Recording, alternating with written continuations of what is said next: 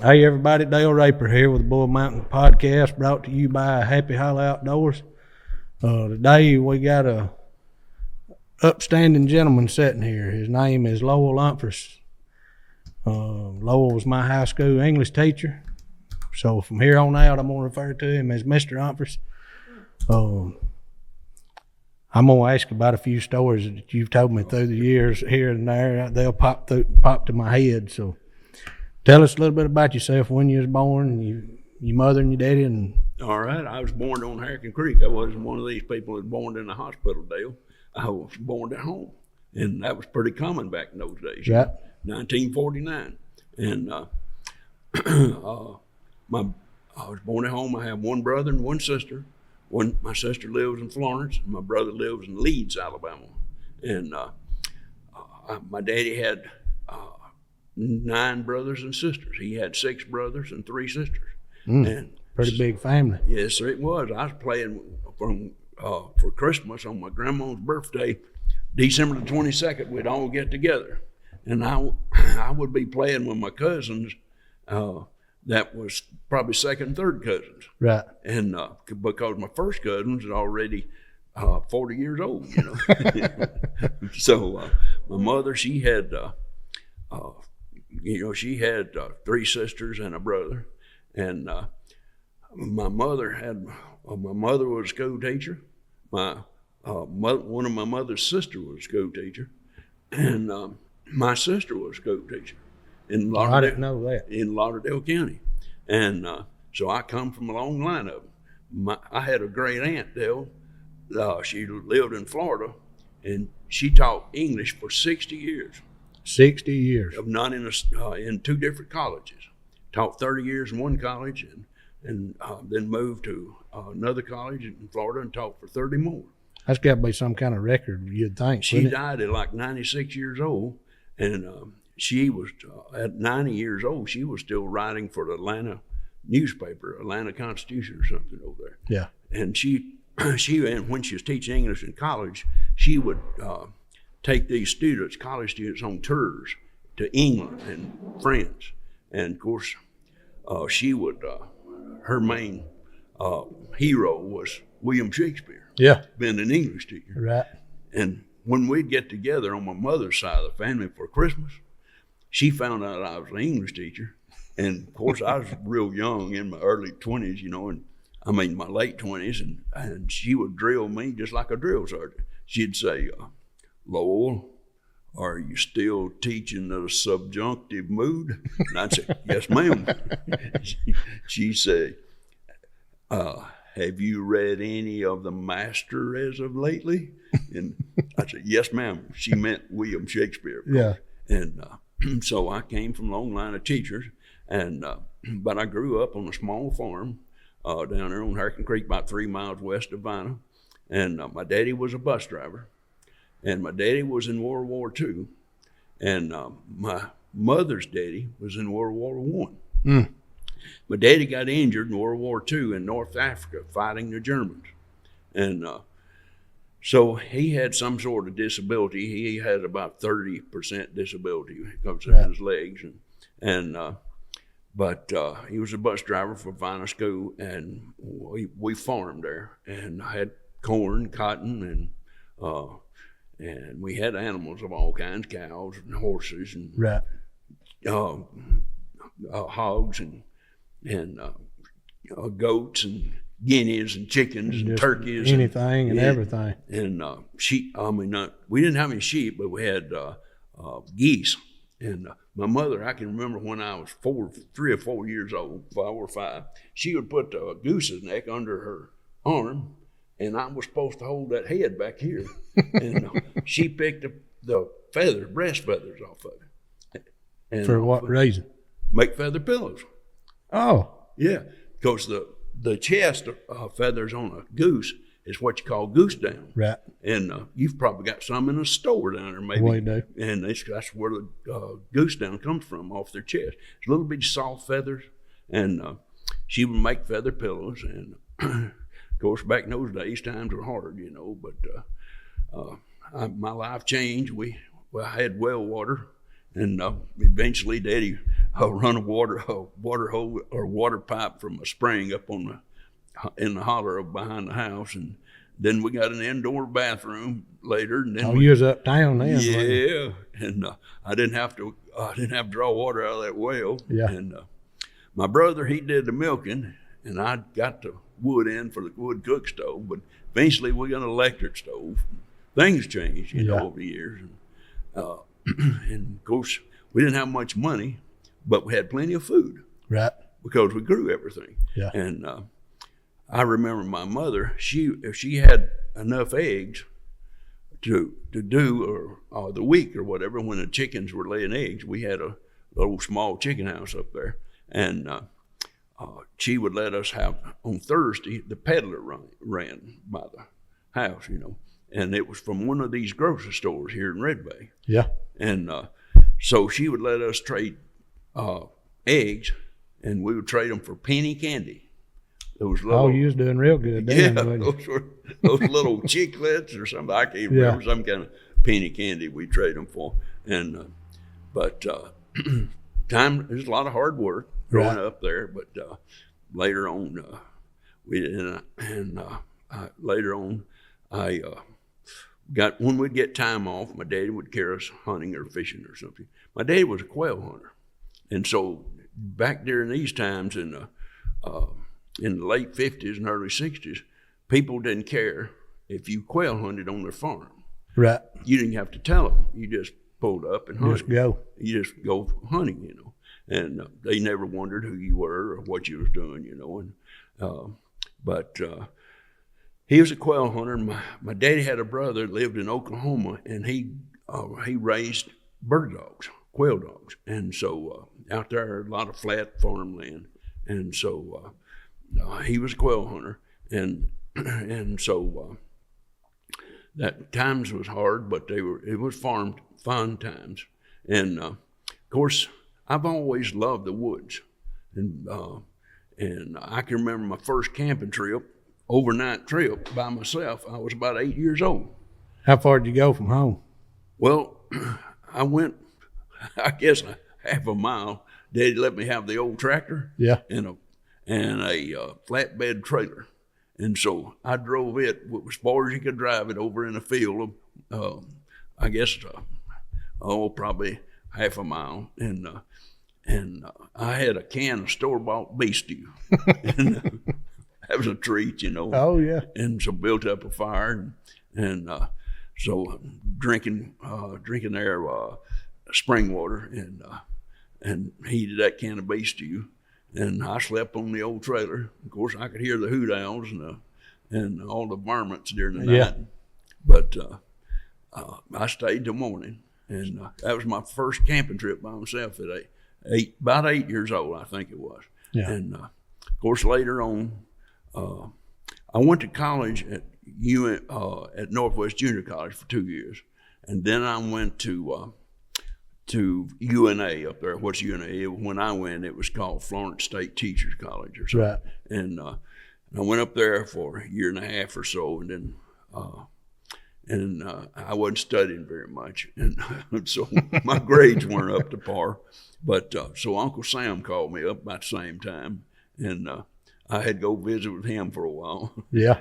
And I was lucky. I didn't have to go to Vietnam. Vietnam War was red hot, but I had to go work in military prisons. Yeah. And, so, but anyway, you was an MP? MP. That's what I was thinking. Yeah. So about the same time, when I got out of active service there and got married, and my wife, she's from Mississippi over here, and Rhines Wells, and we got married. I went up north the summer before that and saved up my money, and I saved about $2,000 or so, and came back, and when school started that fall, seems like I spent all that money going dating her. Friday, Saturday night, and Sunday evening, she'd let me come. But anyway, we got married in August of 1970, and so at that point, I got a job at Mueller Brass. Worked there almost 2 years, and I was ready to go somewhere else in my life, and so I gave my 2-week notice. Came in one night. I worked midnight shift, and I came in one morning at 7 o'clock and told my wife, I said, I'm going to turn my notice in. She said, I thought you liked that place. I said, well, I do. And of course, I'd worked up to a pretty good job down there. Right. And so I said, but I don't think I want to do this the rest of my life. And she said, okay. And so when I went to the office to turn my notice in, told my foreman, they called me to the office and said, why are you leaving us? And said, we're prepared to offer you a foreman's job or whatever you want, any shift you want or whatever. And so I said, no, I believe I'm going to go other direction. He said, I wish you would stay. This was maybe the personnel manager or something. Said, you have to take a little aptitude test when you start. Right. He said, you made higher on that than anybody we ever had. And I said, well, I don't see a bunch of lawyers and doctors working here. So 2 weeks I quit and went back to college at UNA. And at that time, when I went back the second time, I made all A's. And of course I was married.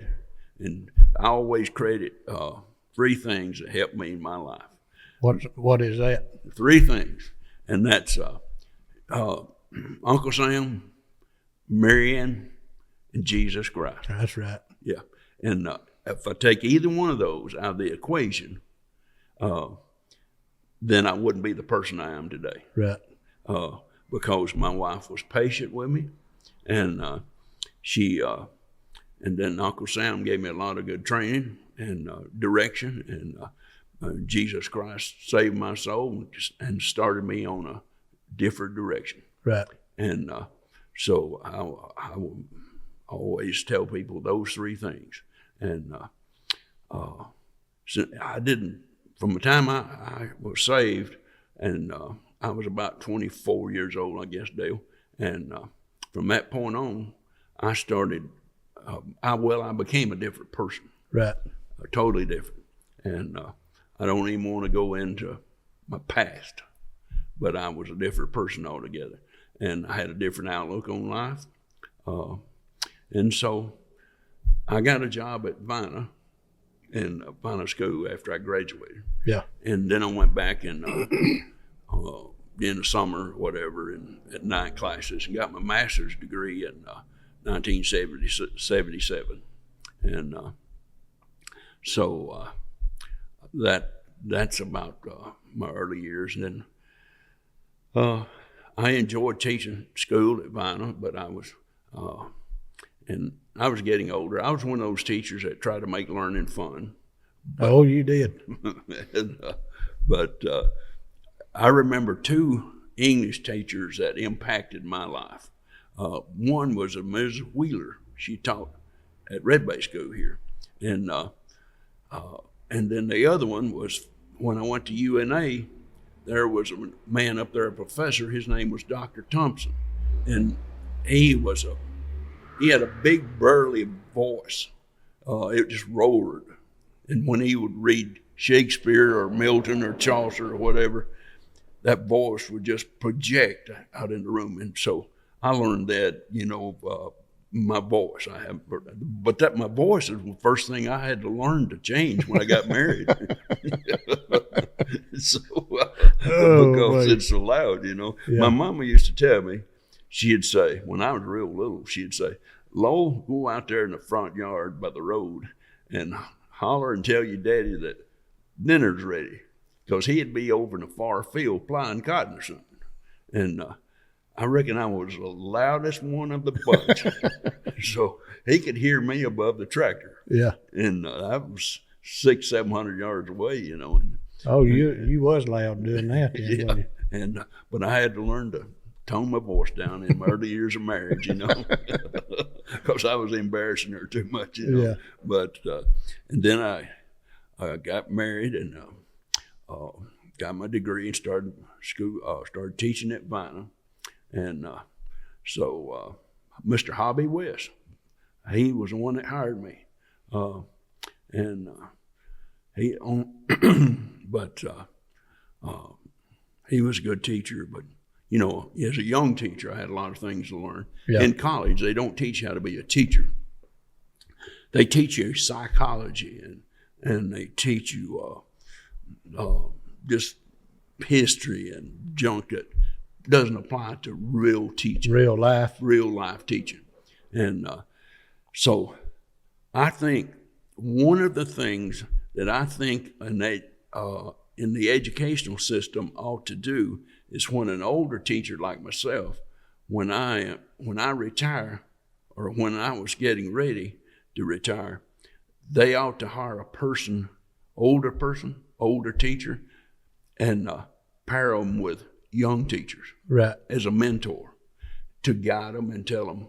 That would probably get them years ahead. Years ahead, that's right. It sure would. So those are some, and those are some of the things about my personal life and in my career. And then I've always been an adventurous type person. Before you get into that, we're going to have to take a short break. Okay.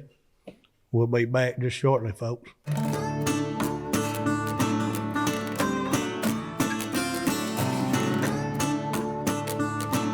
When it comes to buying land, why not have a team to help you make the right decisions?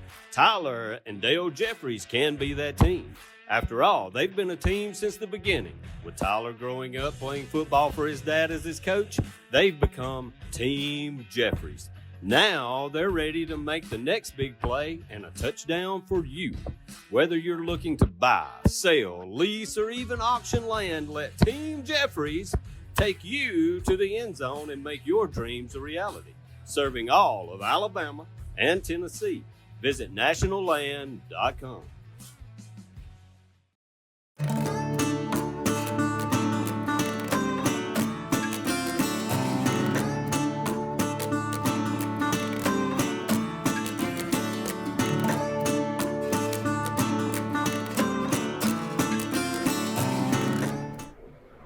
Hey everybody, Dale Raper is still sitting here on the Bull Mountain Podcast.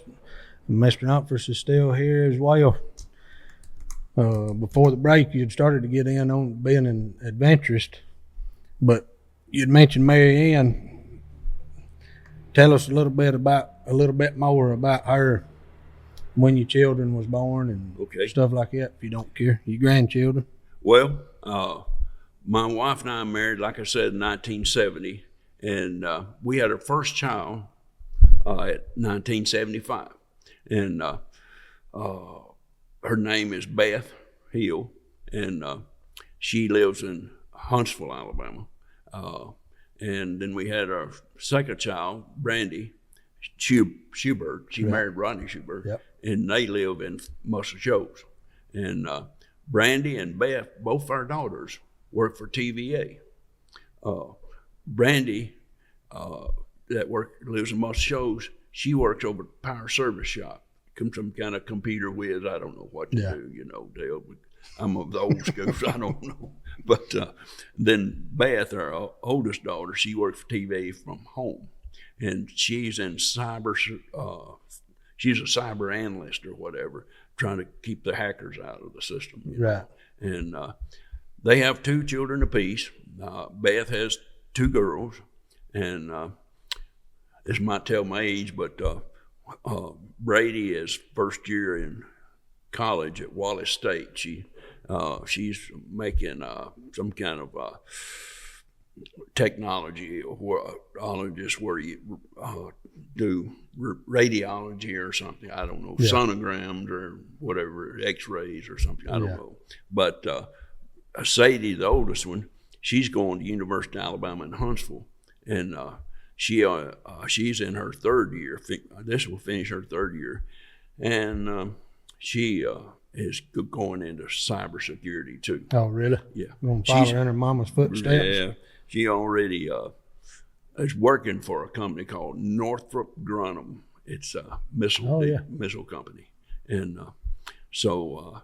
Then Brandy, her other daughter she married Rodney Schubert. They live in Muscle Shoals. She has two children.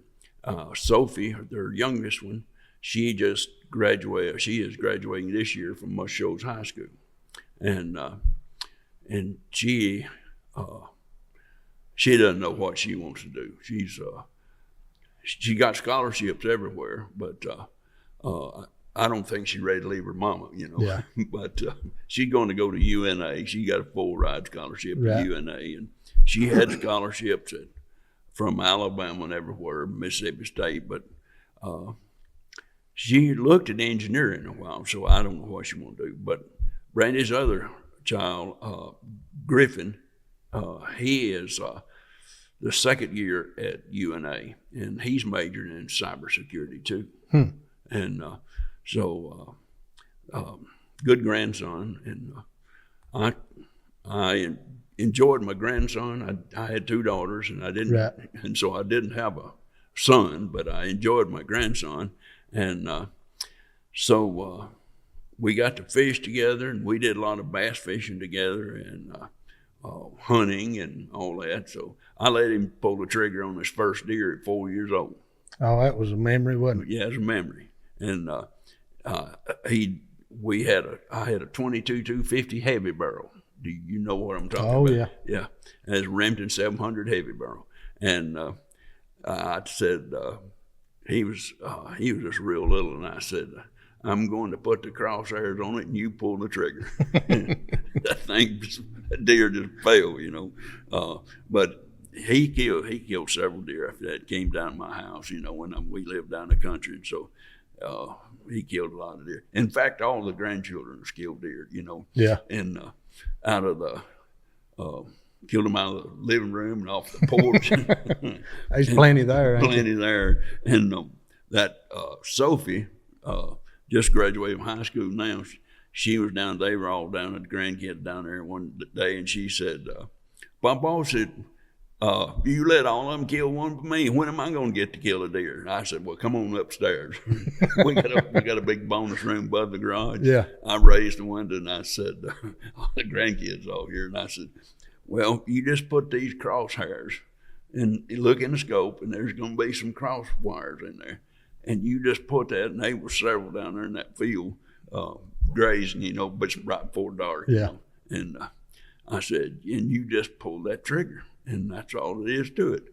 And so I can't remember. Maybe it's a 243 she shot. Yeah. But it didn't go down. I mean, she shot it, and it seemed like it went down, and it started trying to fall and run off. And Griffin said, "Hand me that rifle." And of course, he finished it, But anyway, that's my grandchildren. And my wife, she has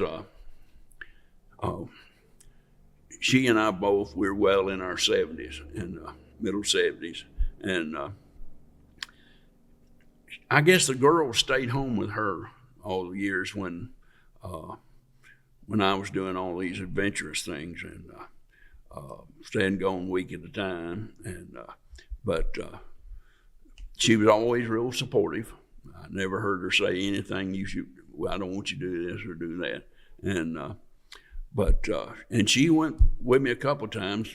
She on foreign mission trips. I've helped build churches in the United States in about 25 states or something. And so in the summertime, Dale, I would build churches, or Right. help build, And later on, after I got some experience, I would organize groups and get people together, and we'd go frame them up and build them, put top on them, and but whatever. And then I started going to foreign countries, and she went with me one time to Mexico, and she was this was years ago, so she was just in shell shock with all the poor people. And, Right. and then she went with me one time to Ecuador, and we were staying in Ecuador. We were staying up in the mountains, staying in a little hacienda over there, something like a country hotel or motel or something. And it was they had a courtyard, and then they had what we might call like a patio, a big area where it had a roof over it. And had seating all the way around with a pit in the middle. So I don't have to tell you that was chicken fighting, rooster fighting. And as was at this old hacienda, and we were staying there. And we got there about 2 o'clock in the morning because of the plane flights and everything. And it was about a 4 or 5 hour drive from the airport up there. And at 6 o'clock the next morning, we were sleeping in the bed, and I heard this big loudspeaker going outside. And she says, my wife said, "What are they saying? What are they saying?" I said, "What's that? What they're saying?" Of course, it's in Spanish, and she couldn't understand it. I said, "Let me listen." And I said, She said, "What are they saying?" I said, "They said, gringo will go home, gringo will go home." She said, "What's a gringo?" I said, "That's you." But I don't know. But she went a couple of times, but I've been to, on my mission work, I've been on medical trips, and I went several times with a group out of Oklahoma called Faith Medical Missions, and I went to Peru with them and helped perform eye surgeries and all kind. What about you told me one time about a guy that was so close to God you could feel it when he touched you? Oh yeah. Let's see. I'm trying to think. I think that was in Peru. Yeah, that was in Peru. And this man, his name was Brother Ernesto, and Ernesto Mundo. And Mundo means world in Spanish. And but that was just his name that was given to him. And but in this group, Faith Medical Missions, went anywhere in Central America, from Mexico all the way down to South America, or anywhere in South America. They paid his way because he would pray over people and they would get well. Now, I'm not saying in every time that he did this, but many times he would. And I remember the first day or so that I was there, and the Peruvian army escorted us, a group of about 40 people, medical people. They escorted us around to different schools and hauled us around in army vehicles. And I don't know, they kept close guard and all this. But in the mornings, these people would be standing in line, 300 or 400 people, 500, to wait and see the American doctors or American medical people. And so this lady that was a nurse, I can't remember, maybe she was from Maryland or somewhere, and she called me and said she had an examination room, a classroom that was her exam room, and she said, "Lowell, would you get some of your people together and bring and pray over this woman?" And I said, "Sure." There was 3 or 4 people with me from other parts of the country, the United States, that we were doing evangelism on the street. Yeah. And witnessing to people on the street. And they even sent plainclothes policemen out with us, a woman and a man, to guard us while we were evangelizing. And so she said, "Would it be okay if we got Brother Ernesto to go or pray with y'all?" And I said, "Sure." And I had seen him a time or two, but I didn't talk to him much. And so we all went into this classroom, and of course the desks were all pushed back and everything, and she was there. And I said, what is your need or something? She said, "Well, this lady has AIDS, and she looks like she was about 35 years old or something like that, maybe 38. And she said she has AIDS real bad. And she said she doesn't want her children to get it." So I said, "Okay." And I told Brother Ernesto, and he spoke fairly good English, but but Spanish was his main language, but he spoke fairly good English. He was from Honduras. And So I told him, and he said, well, let's just lay hands on her and we'll all pray for her. And I said, okay. Well, we all laid our hands on her head, and there's like 5 or 6 people praying over her. And so I took my hand off her after about 3 or 4 minutes. We were all praying out loud. I took my hand off her head, and so I put my left hand on her head, and I took my right hand, and I was, I was feeling like, like you're holding your hand up, feeling a little tired with your hand. So I put my right hand on his shoulder, and when I did that, it was like, you ever touch a spark plug? Oh yeah. Well, that's what it was like. It just came from him to me, and it was just like hair on my neck stood up. It was like I've never experienced before, and so I thought I must have had a catch in my arm or something. So I took my arm down, and I was still praying, and everybody else was over laying hands on her and praying. Right. And I put my right hand up on his shoulder again, and it's the same feeling. So I just lifted up there, and it was like just a steady pulsation. And so we prayed over her, and I never knew the consequences or whatever happened. But so we got outside. It's something like, Dale, you ever seen something or witnessed something, and you're almost afraid to tell people they won't believe you? Mm-hmm. Sure I have. Yeah. Well, this young man, he was about in his 24, 25-year-old, 23 or 24 or something, from Memphis. And he was a male nurse in Memphis, and he had gone with us, and he had talked to me a lot, And so he said, when we got outside, he said, Lowell, did you notice anything different about Brother Ernesto? I said, I sure did. Did you? He said, I don't know. He said, that was something like I've never had to happen. He said, he must have been on his other side. He touched him with his left hand, and while he was praying. Yeah.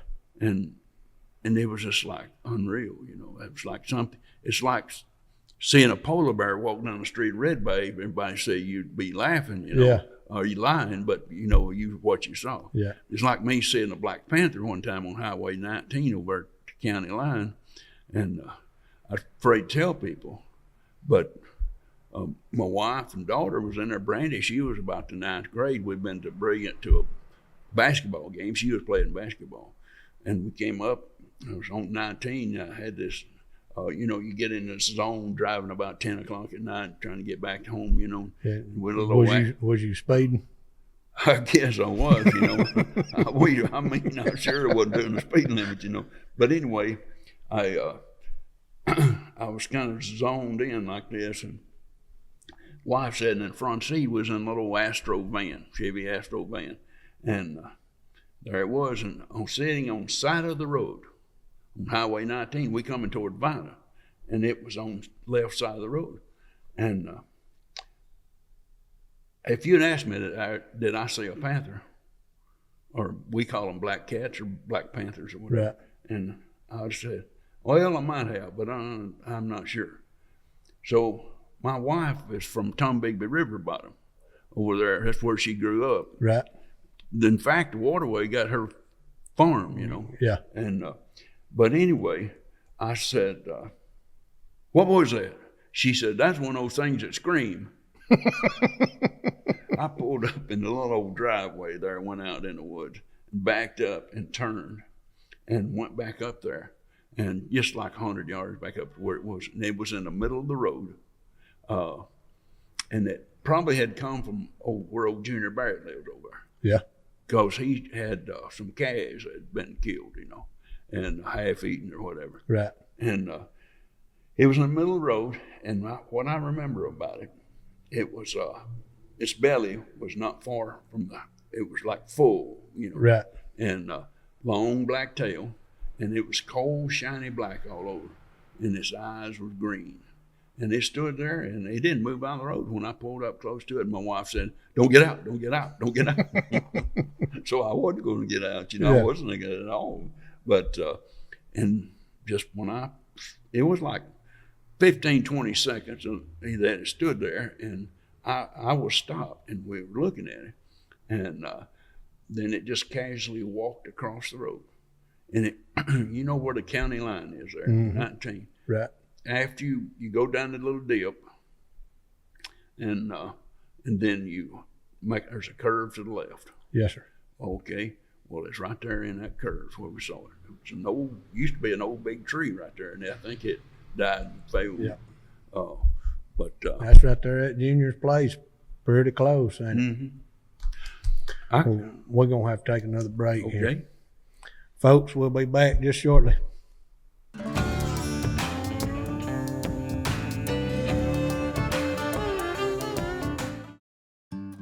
Welcome to Happy Hollow.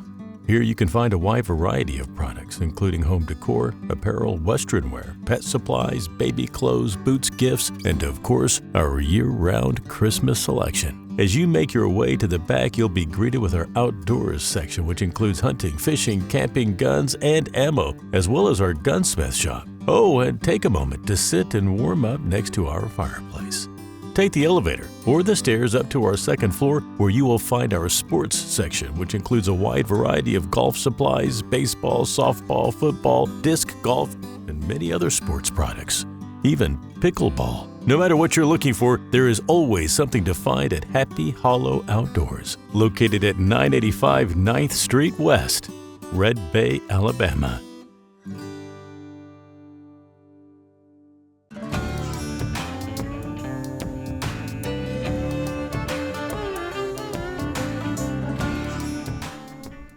Hey everybody, Dale Raper still sitting here with the Bull Mountain Podcast, brought to you by Happy Hollow Outdoors. Mr. Umfress, back on some of your mission work. Okay. What made you want to do that? Well, we were going to church, First Baptist Red Bay up here. Right. And we'd been going to church there a couple of years, and there was a man came by and spoke one Sunday, and telling about that he had been contacted by some people in Texas, and I don't remember if he was a director of missions or who he was, but he said these Texas people were going out into Montana to build a church, and this man said I would wondered if there would be people that would like to go and create some interest, and I, he was trying to get people interested or whatever. And he said, anybody like to go to Montana to help build a church? I just turned to my wife and I said, I think I'm going to go to Montana. She said, you're crazy. And I said, no, I'm going to Montana. Well, of course, we were pretty strapped for money, and I didn't have money to go. Right. But, I was making more at Mila Brass than I was when I started teaching school. Yeah. And but anyway, I volunteered, and we took the church van, an old Chevrolet van, and there was about, I'm gonna say 6 or 7 people went, and some of them are dead and gone, but we went and stayed there a week and helped build that church, and we got to go through Glacier National Park and some of the places up there, and it was a 3-day ride getting out there. Yeah.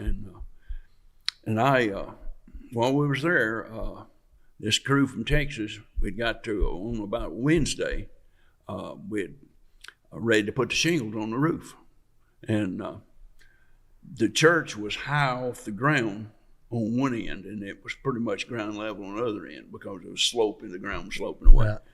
And somebody said, I wonder if they could if we could rent like a loader or something, put the shingles on the roof, because they was having to carry them up a real high ladder or something.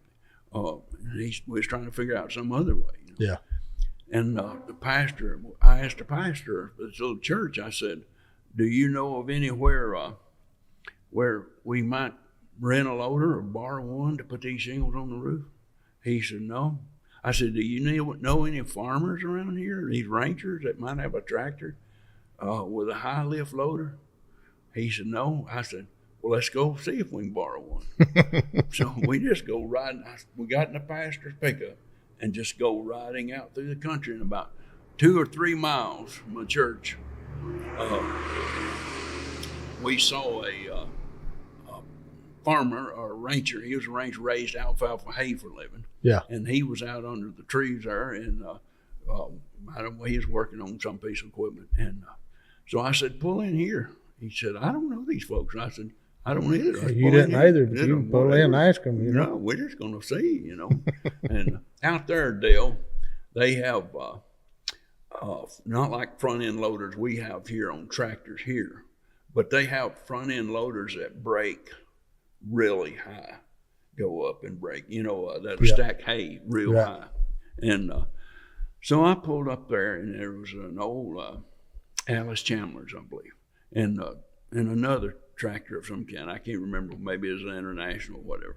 And so I believe the International had a high lift loader on it too.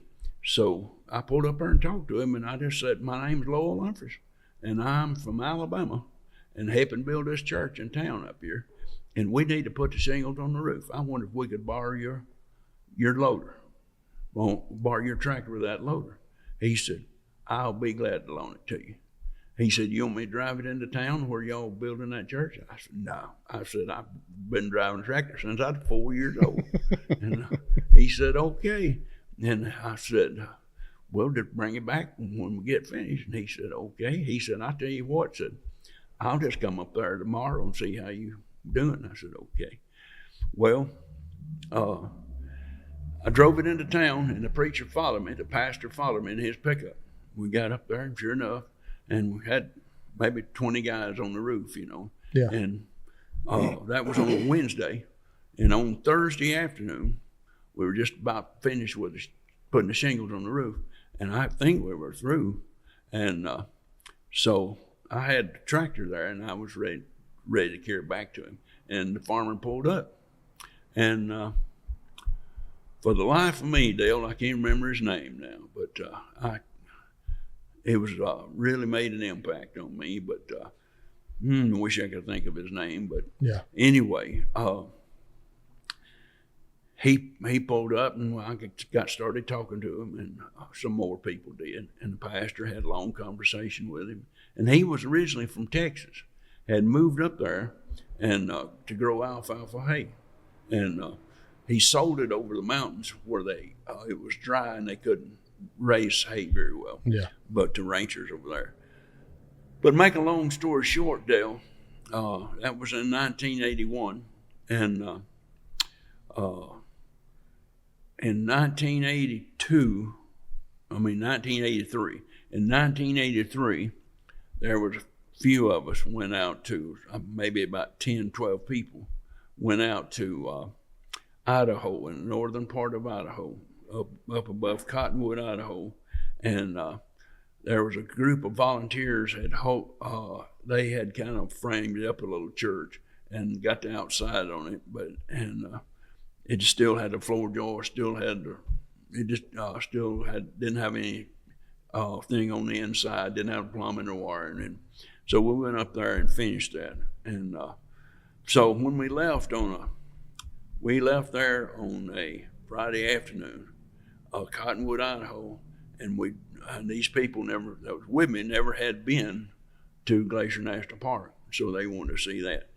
Now this was back in the early 80s, and in July there was still a lot of snow. I mean, I remember the snow one year. I was up there, and it was the fourth Friday in June, and snowbanks were still 30 feet deep. Good, man. Yeah, and they tell me somebody had been now, and they tell me this last summer said there's no snow much at all there now. Yeah.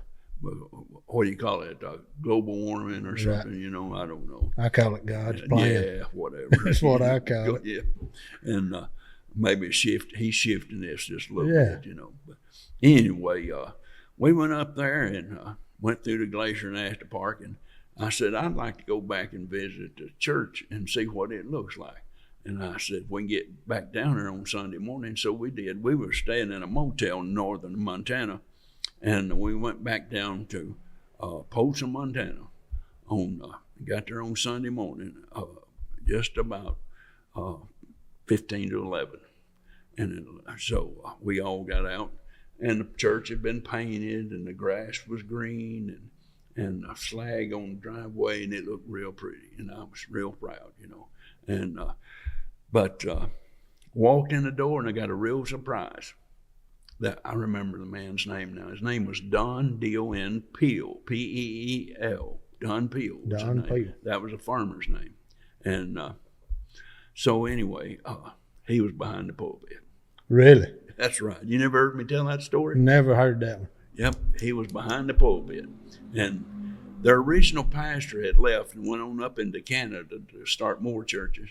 And his kids, the church, and had got this Don Peel's children to come into Vacation Bible School. In fact, in 1981, when we were there, they were having Vacation Bible School week. Yeah. And so he got his kids coming, and then his wife and him. And so I understand he was saved, and the Lord called him to preach, and he was behind the pulpit as their pastor. 2 years later. So, that's all. And I talked to him one time after that. He was in, I think he was in Cody, Wyoming, as a pastor of a church there. And but that was 30 years ago. Boy, that was a blessing, though, wasn't it? Yeah, it was, to see how things turn out. All because you needed to borrow a tractor. Yeah, because I just had enough, I don't know where you say didn't care, or courage enough to go out there and borrow a tractor. And he just happened to be outside, and I said, pull in there. Yeah. God will use anything. Oh, yeah, he sure will. That's a good story. Well, let's go on down this list here. You brought us. You might not want to tell this story. Oh, come on. I don't want to reveal my darkest secrets, Dale. Oh, mate. I don't know. We'll come back to that maybe. Okay. All right. Tell us about your long range shooting. Well, it was an early hobby of mine.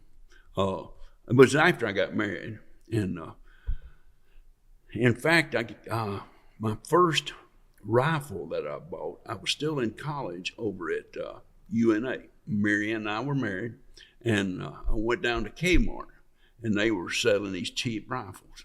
And this is my first reloading experience, and it's where I learned about head spacing. I bought a .303 British rifle that was probably worn out during World War II or something. Oh, yeah. And so I bought that for $50, and I bought a little reloading set called Lee Loader. And yep. You ever seen one of those? Yep. And it was only like $12 or something, $10, Well, anyway, I bought that, and I bought me some brass, and I bought me some ammunition, and I went out and shot it, out in the gravel pit up there in Florence. And so I was going to reload for it. And that little Lee Loader, you measured out your powder with a little dipper. Yeah. And you just had a little case, a resizing case, where you set it on the table, and then you hit it with a little hammer, and it would resize this brass. But what I didn't know, that the chamber in those British rifles were worn completely out, and they had shot them so many times, probably 150,000, 200,000 times, and the head space has gotten longer. Right. The head space is the point from the end of your cartridge, to where the shoulder is. That it made the shoulder extend on out. Yeah. And so it was too long. So every time I would reload it, and the next time I would shoot it, my first reload, then I would take the same brass that I had bought ammunition for, and it would get stuck in the chamber. So I didn't know enough about reloading, and I got talking to some old gunsmiths up at Florence, and they told me that was what's wrong, so I learned there. But my long range shooting started after that, and some of my first, you want to know one of my first really accurate tack driving rifles. Yeah. There was a wholesale company in Florence called G.F. Wilson Wholesale, and it's up there where the Florence police station is now. Mm-hmm. And they sold jewelry and all kinds of stuff, and like a department store. But they also sold guns. They sold just rifles, and Remington for years, not for a long time, because I think it became an embarrassment to Remington, because this little $75 rifle would outshoot these $900 rifles. Yeah. It was called a Model 788. And you might want to look that up sometime. If you ever get somebody to trade one in, man, hold on to it. Those things were super accurate. But Model 788, and I would free float the barrel, and I would bed the action. And of course, I got into reloading. Of course, I had RCBS reloading equipment in early years there, and I would reload for it, and I had reloading manuals, and I would. This was after I started teaching at Vinyl. I had a Model 788 in a 243, and I would go up a grain, down a grain, different type of primer, or a different bullet, and see which one I might shoot 5 shots or 10 shots one afternoon, and then change and up a different type of powder, and I'd work up to the load that would fit that rifle, even though it was a sporting weight barrel, just a little small barrel. I was going to ask you if it's a heavy barrel or a sporting barrel. No, it was just a little small thing. And but on a sporting weight barrel like that, you don't want to shoot in rapid succession, because the barrel will get hot, Yeah. And so you could shoot maybe 2 or 3 rounds, and but after that, you need to let them cool, But in 1974, I had a 243, and I carried it over to Red Bay Bottom. I had a red Volkswagen Doodlebug, and of course I had some knobby tires on the back. Yeah. And but my brother-in-law, my sister's husband, lived at Florence, and he was working at Ford plant out there, and he had a 22 250 in a Remington Model 788. And was it a shooter as well? It was a shooter as well. And of course, I tinkered with them some, and I would free float the barrel. And he had several rounds loaded, and he gave me a couple of boxes. My wife and I was living in those apartments, in a basement apartment over here on 19, right past where Hester's subdivision is, right there. Yeah. Downhill. It was a white brick apartment. Children's apartment. Yeah, that's who it was. We were living in a basement in the back. And excuse me, and I didn't have any rounds loaded for a 243, but he'd give me a box of 22 to 50s. And I had loaded with it enough that a 52 grain hollow point boat tail Sierra, and I don't remember whether it was 30, 31, H38 or whatever kind of powder I used, but I can't remember the load. But anyway, I was over in Red Bay Bottom. I went over there and after school one day, and I was teaching at Tharptown. And so after I got in, I got that rifle and went over there to shoot crows. And crows out to 300 and 400 yards was no problem with those little rifles. The wind could do anything. You had to be able to dope the wind. But that was in 1974. And if I'm not mistaken, it was in March, the last of March of 1974, and there was a crow out there, corn up just about 4 or 5 inches. Yeah. And I rested over top of that little Volkswagen, and it was out there about 100 yards. Should have been no problem. I picked up some dirt and checked the wind. Checked the wind, and it was just blowing ever so slightly. So I said, maybe an inch, half inch left or something. Well, I pulled the trigger on that. I had a small sandbag, and I pulled the trigger on that, and that bullet hit about 3 or 4 inches to the left. And I said, that scope must be off. $75 gun from G.F. Wilson Wholesale, rifle, model 788. I ordered 3x9 Bushnell Banner scope from Walter Craig, Selma, Alabama, and it was $29.95. I had a tack driving son of a gun, for $100. You know? Yeah. And but anyway, it hit over there, and I couldn't understand it. So I said, pick me up some, and it was just like still blowing a little bit there. So I said, I'm going to hold to the right, and I held to the right, barely winged that crow. And he went to running off, dragging his wing. I fired, make a long story short, Dale, I shot 19 more times. The wind was doing this. Oh, yeah. You couldn't gauge it. I mean, I would pick it up, pick some fine sand up, and it might be blowing to the left. And I'd hold to the right, and the bullet may hit way over to the left. Yeah. And that crow, I fired 19 more times, and at about 400 yards, he got to the creek on me. And, but that was the afternoon it blew Ewan, Alabama away.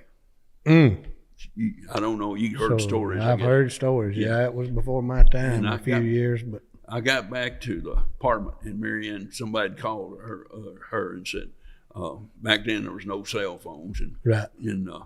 But anyway, somebody had called her and told her that it had blown Ewan, Alabama away, flattened that town, and that's why the wind was like that. Yeah. Well, we're gonna have to take another break, I see, folks. We'll be back just in a few minutes. This episode will be continued on part 2.